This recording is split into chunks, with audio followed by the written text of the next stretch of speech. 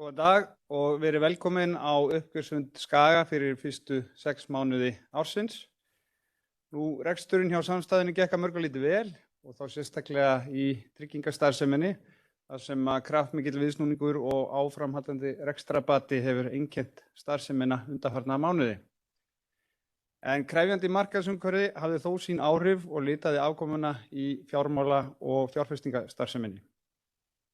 Ég mun byrja á því að fara yfir það sem og annað sem að stóð upp úr á fyrri hluta ársins, en svo mun Brynjar Þór Hreinsson, fjármálastjóri, fara yfir rekstrarniðurstöðu fyrir sama tímabil. En við skulum byrja á því að fara yfir það sem að helst ber að geta frá fyrri hluta ársins. Hagnaður samstæðunnar eftir skatta á fyrri helmingi ársins nam 273 milljónum og eins og ég nefndi í upphafi þá sáum við áframhaldandi vöxt og rekstrarbata í tryggingastarfseminni. Það er mjög ánægjulegt að sjá að grunnreksturinn þar er orðinn arðbær, enda höfum við stefnt markvisst að því undanfarin misseri. Afkoma af vátryggingasamningum var jákvæð 453 milljónir, en á sama tími í fyrra var afkoman neikvæð upp á 470 milljónir. En þessi ríflega 900 milljón króna viðsnúningur á milli ára skýrist meðal annars að breyttum áherslum á sölufyrirkomulagi félagsins og fjárfestingu í nýjum stafrænum sölurásum, ásamt þeim hagræðingaraðgerðum sem gripið var til í lok síðasta árs.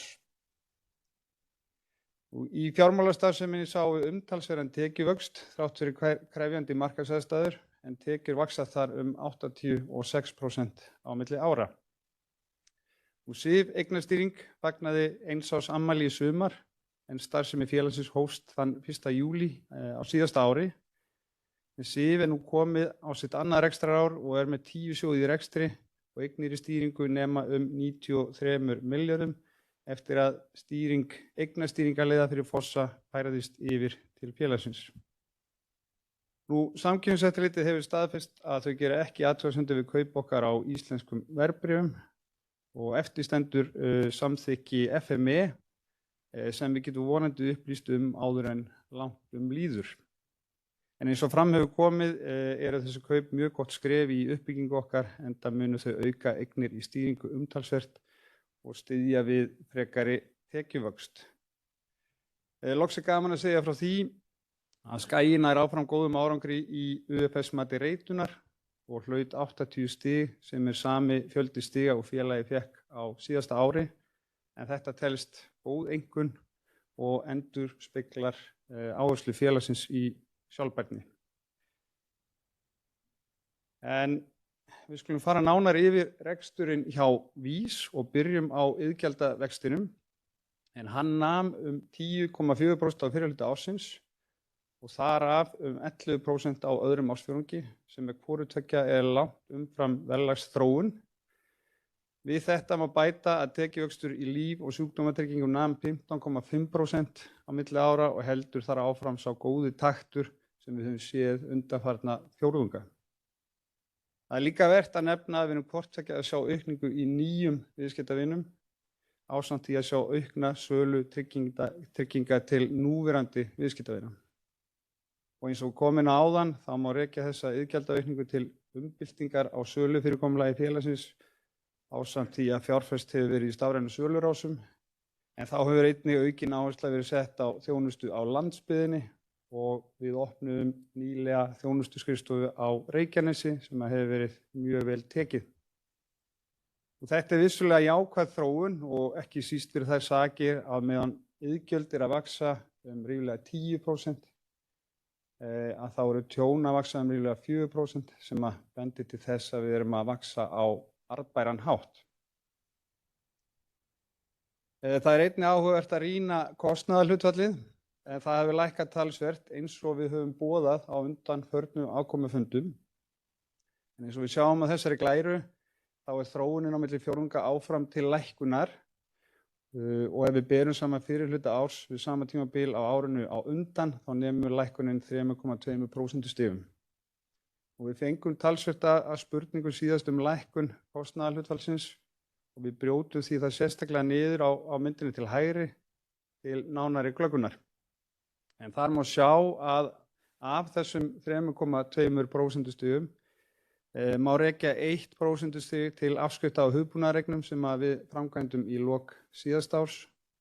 0,5% vegna tilfærslu kostnaðar innan samstæðu. 1% kemur til vegna vaxtar í iðgjöldum og 0,7% vegna beins kostnaðarsparnaðar, meðal annars vegna aðgerða sem við gripum til í lok síðasta árs. Það rétt að undirstrika það að kostnaðarhlutfallið það hlutfall sem við horfum mikið til og við munum auðvitað halda áfram að vinna að frekari lækkun þess. Þessi þróun kemur jafnframt glögglega fram í samsetta hlutfallinu sem lækkar 7% frá fyrri hluta síðasta árs. En eins og þessi mynd sýnir þá þarf samsett hlutfall á síðari hluta þessa árs að batna talsvert minna eða ríflega 2,6% á milli ára til þess að við náum markmið okkar að fara undir 95% samsett hlutfall fyrir árið í heild. En fráviksbil ársins í horfum okkar 94–97% og það óhætt að segja að góð afkoma að tryggingastarfseminni á fyrri hluta ársins bendir sterklega til þess að við verðum í neðri enda þessu bili. En auðvitað koma tjón í tryggingarekstri ekki í meðaltölum, en þetta sú þróun sem við sjáum miðað við þær forsendur sem við höfum í dag. En við skulum færa okkur yfir í fjármálastarfsemina. En hún fór vel af stað í upphafi árs, en krefjandi efnahagsumhverfi hafði þó neikvæð áhrif, sérstaklega á öðrum ársfjórðungi. Það skilaði sér í neikvæðri afkomu upp á 119 milljónir króna fyrir skatta á fyrri hluta ársins. Þess ber þó að geta að það var hagnaður upp á 90 milljónir á fyrsta ársfjórðungi. En þrátt fyrir krefjandi markaðsaðstæður þá sáum við umtalsverðan tekjuvöxt á fyrstu 6 mánuðum ársins, en tekjur uxu 86% á milli ára, eins og fyrr segir. Brynjar mun fara ítarlega í einstaka þætti hér á eftir, en ég vil þá benda á það að við stefnum enn að því að ná markmið okkar tekjuvöxt á árinu og höldum horfum óbreyttum. Loks vil ég nefna að við höldum áfram að undirbúa komu íslenskra verðbréfa í samstæðu Skaga. Það mun styðja enn frekar við vöxt tekna og auka eignir í stýringu, en ÍVAF hefur verið með 500 milljónir í tekjur í ári og eignir í stýringu í kringum 100 milljarða. Fjárfestingartekjur fyrstu 6 mánuði ársins námu 1298 milljónum eða því sem nemur 3% nafnávöxtun. Og það verður að teljast nokkuð vel viðunandi í þessum krefjandi markaðsaðstæðum sem við höfum búið við undanfarin misseri. Og ávöxtun heldur áfram að vera umfram viðmið eins og undanfarin ár og að sama skapi umfram ávöxtun okkar samanburðarfélaga. Og það alveg ljóst að söguleg ávöxtun okkar verður að teljast mjög sterk. Og eins og flestir ættu að vita, þá fjárfestingareign VÍS stýrt af öflugu teymi SIF og viðskiptavinir samstæðunnar hafa greiðan aðgang að þeirra hugmyndafræði í fjárfestingum með því að koma til okkar í eignastýringu eða kaupa í sjóðum. Og talandi SIF, þá kom ég inn á áðan að SIF fagnaði nýlega 1 árs afmæli, en í lok fyrsta rekstrarárs félagsins voru eignir í stýringu 72 milljarðar. Það voru konið 10 sjóðir í rekstur sem verður nú að teljast bara ansi gott. En nýlega var svo breyting gerð innan samstæðu að stýring eignastýringarleiða hjá Fossum var færð frá bankanum yfir til SIF. En á okkar mati þá skapar það bæði hagræði fyrir samstæðuna og setur enn betri umgjörð eignastýringu fyrir viðskiptavini okkar. En þessi breyting skýrir stökkið upp í 93 milljarða sem við sjáum á neðri myndinni. En í lokin vil ég koma inn á þær horfur sem við gáum út fyrir þetta rekstrarár. Eins og við komið inn á tryggingareksturinn í góðum farvegi og að óbreyttu stefnir í að við verðum í neðri hluta bils í samsetta hlutfallinu. Þráttur erfitt markaðsumhverfi þá var talsverður vöxtur í tekjum af fjármálastarfseminni og þær horfur sem við settum fram fyrir árið eru því enn óbreyttar. En vænt ávöxtun á fjáreignir eftir sem áður 11% en við gefum ekki út formlegar afkomuhorfur fyrir þennan þátt starfseminnar. En við höldum því horfum ársins óbreyttum eftir fyrri árshelming og vinnum áfram að því að klára árið í takt við það sem að við lögðum upp með. En þá lýkur minni yfirferð. Ég býð því fjármálastjóra samstæðunnar, Brynjar Þór Hreinsson, velkominn hingað upp í pontu til að fara nánar yfir niðurstöðu uppgjörsins. Gjör svo vel, Brynjar.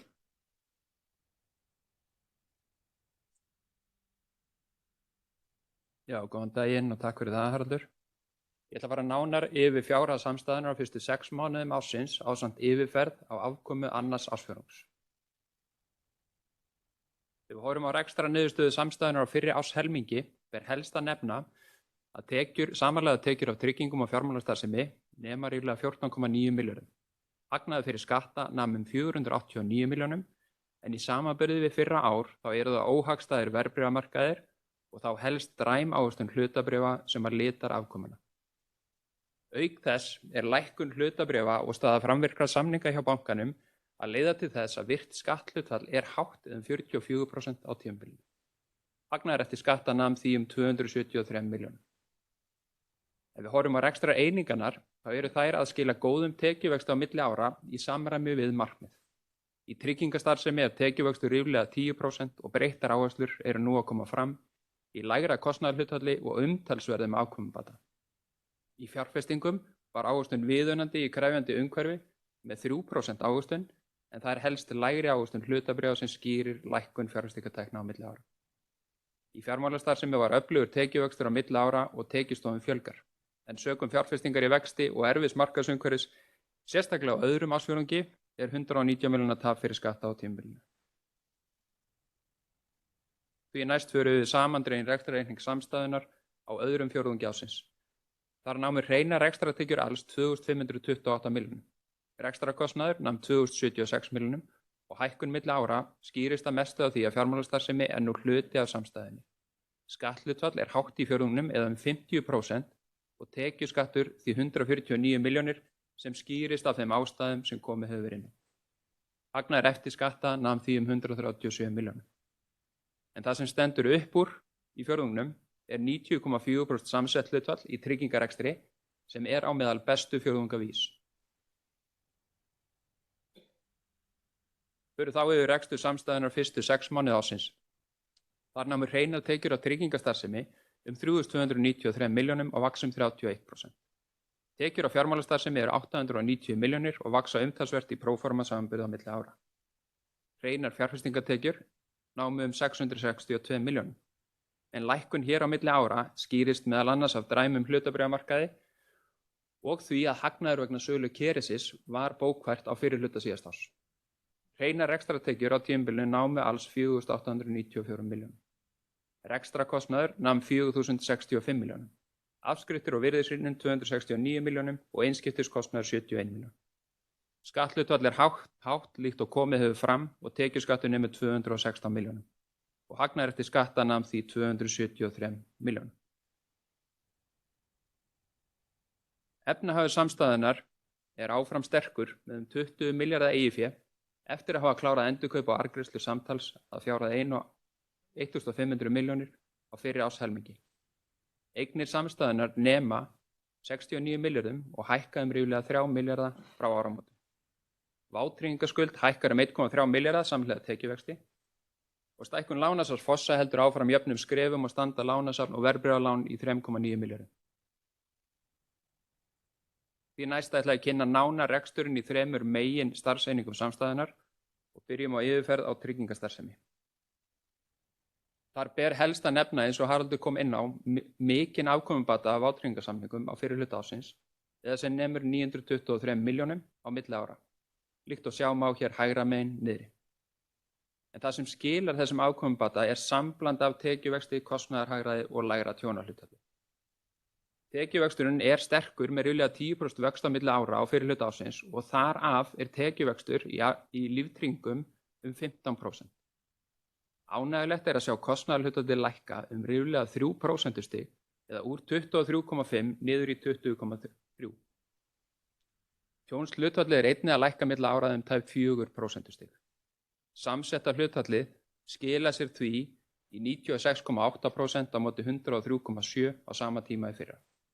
Afkoman því góð á tímabilinu og í takt við markmið okkar í tryggingastarfsemi. Í fjármálastarfsemi eru tekjur á fyrri hluta ársins að aukast 86% í próforma samanburði og 58% hjá fossum á milli ára. En sveiflur á milli fjórðunga eru enn miklar sökum erfiðs markaðsumhverfis. Í þessu umhverfi þó ánægjulegt að sjá að dreifing tekna á breiðari grunni þar sem hátt í 60% af tekjum koma nú úr annarri starfsemi en markaðsviðskiptum á móti einungis 20% hlutfalli slíkra tekna árið áður. Eignir í stýringu nema 121 milljarði og hafa staðið nokkuð í stað undanfarna fjórðunga, en ljóst að aukning eigna í stýringu meira krefjandi í hávaxta umhverfi. Við sjáum þó aukið innflæði í upphafi seinni árshelmings og því til viðbótar munu kaupin á íslenskum verðbréfum auka enn frekar vægi eigna og sjóðstýringatekna. Þar liggja mikil tækifæri sem munu koma fram í kjölfarssamþettingar við núverandi starfsemi Skaga. Hér niðri vinstra megin má sjá talsverðar sveiflur í tekjum á stöðugildi á tímabilinu, en eftir sterkan fyrsta ársfjórðung var annar ársfjórðungur dræmur í tekjumyndun, meðal annars vegna minni umsvifa á verðbréfamarkaði. Við stefnum þó áfram að því að ná markmiðum tekjur í fjármálastarfsemi á árinu. Förum því næst yfir fjárfestingar og fjárfestingarsafnið hjá VÍS. Hér vinstra megin uppi má sjá að á síðasta ári voru fjárfestingartekjur 350, síðasta fjórðungi voru fjárfestingartekjur 352 milljónir sem talsvert lægra en árið áður af ástæðum sem komið hefur inn á. Fjárfestingartekjur á fyrri árshelmingi voru 1298 milljónir. Ávöxtun á fjórðungnum var 0,8% og 3% á fyrri árshelmingi. Hér niðri vinstra megin má sjá niðurbrot ávöxtunar í síðasta fjórðungi, en framlagið var mest í skuldabréfum á meðan skráð hlutabréf drógu niður ávöxtun ríflega 200 milljónir. Hér niðri hægra megin má sjá að á öðrum ársfjórðungi voru hreinar fjárfestingartekjur 96 milljónir þegar búið að draga frá fjármagnsliði vátryggingaskuldar og aðra vaxtaliði. Af hreyfingum í virði einstakra eigna á fjórðungnum ber helst að nefna lækkun á virði eignarhlutar í Controlant. En gengið var lækkað úr 105 í 80 krónur á hlut sem leiddi til 208 milljón króna lækkunar. Virði hlutarins í lok júní því 667 milljónir. Af hreyfingum í virði einstakra eigna á fjórðungnum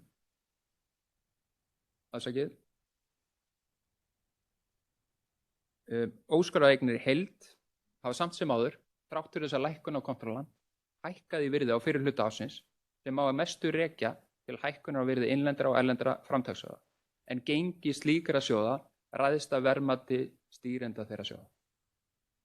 Í ljósi frétta í gær á Controlant vert að nefna að við munum taka stöðuna á virðismati félagsins á þessum fjórðungi samhliða enn frekari upplýsingum varðandi áætlanir félagsins eftir því sem þær koma fram. Förum því næst yfir fjárfestingareignir VÍS, en þær standa í tæplega 45 milljörðum, en lækkun á milli fjórðunga skýrist meðal annars af arðgreiðslu í apríl. Lengt hefur verið í líftíma skuldabréfa í safninu og verðtryggingar hlutfallið lækkar eilítið á milli fjórðunga. Tilfærsla í eignasafninu og fjórðungnum helst svo að dregið var á vigt hlutabréfa sem fór að megninu til í ríkisskuldabréf. Lækkun á vægi hlutabréfa var mest í innlendum hlutabréfum.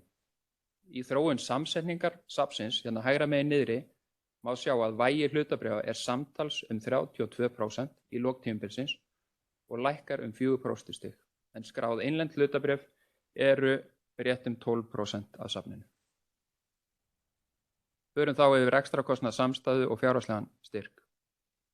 Við horfum á rekstrarkostnaðinn, þá sjáum við að starfsemi samstæðunnar umsvifameiri með tilkomu fjármálastarfsemi og kostnaðargrunnur hækkar þar af leiðandi á milli ára. Samhliða auknum fjölda starfsmanna í fjármálastarfsemi. Meðal stöðugildi í samstæðinu 237 á fyrri hluta ársins, þar af 41 stöðugildi í fjármálastarfsemi í samanburði við 186 stöðugildi í samstæðinu í fyrra. Rekstrarkostnaður nemur 4,4 milljörðum, en þar af launakostnaður 2,6 milljarðar.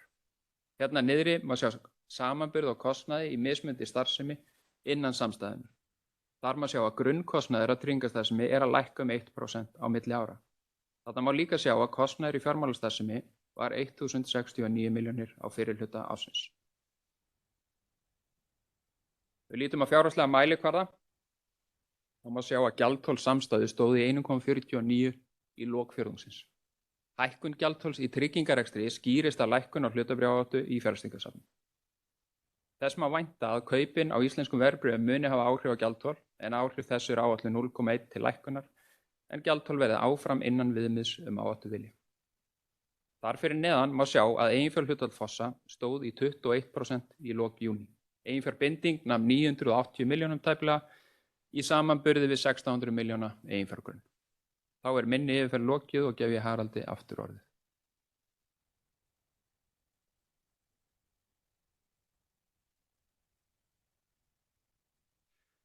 Takk fyrir þessa yfirferð, Brynjar. En áður en við ljúkum þessu í dag þá langar mig til að undirstrika nokkur lykil skilaboð. En í fyrsta lagi að þá hafa þær fjölmörgu aðgerðir sem við höfum gripið til í tryggingarekstrinum skila sér í kröftugum viðsnúningi á fyrri helmingi ársins. Það er stígandi í iðgjaldavexti, kostnaðarhlutfall lækkar áfram og öðrum ársfjórðungi var samsetta hlutfallið 90,4% sem er á meðal bestu ársfjórðunga í sögu félagsins frá skráningu. Og þrátt fyrir krefjandi markaðsaðstæður á fyrri helmingi ársins sáum við umtalsverðan tekjuvöxt í fjármálastarfseminni en tekjur uxu 86% á milli ára sem fyrr segir en við höldum áfram horfum út árið óbreyttum. Og ávöxtun fjárfestingareigna var viðunandi í erfiðu markaðsumhverfi en hún var enn og aftur bæði yfir vísitöluviðmiði og ávöxtun samanburðarfélaga. Loks vil ég nefna að við reiknum með komu íslenskra verðbréfa í samstæðu Skaga á síðari hluta ársins. Það mun ekki bara auka tekjur og eignir í stýringu eins og komið hefur verið inn á, heldur mun það líka breikka viðskiptavinahóp samstæðunnar enn frekar en íslensk verðbréf er vel þekkt vörumerki hjá einstaklingum og fjölskyldum út allt land. En við verðum vonandi í betri aðstöðu til að kynna framtíða fyrirkomulag og uppfæra ekstra viðmið og svo framvegis á næsta afkomufundi. En að þessu sögðu þá þakka ég fyrir áheyrnina. Við opnum að sjálfsögðu fyrir spurningar úr sal en við hvetjum líka hluthafa og aðra markaðsaðila til að hafa samband við okkur hvenær sem er spurninga vakna og við bjóðum líka upp á kaffi hérna eftir fundin og hægt að hafa samtöl við stjórnendur okkar hérna hjá Skaga og dótturfélögum.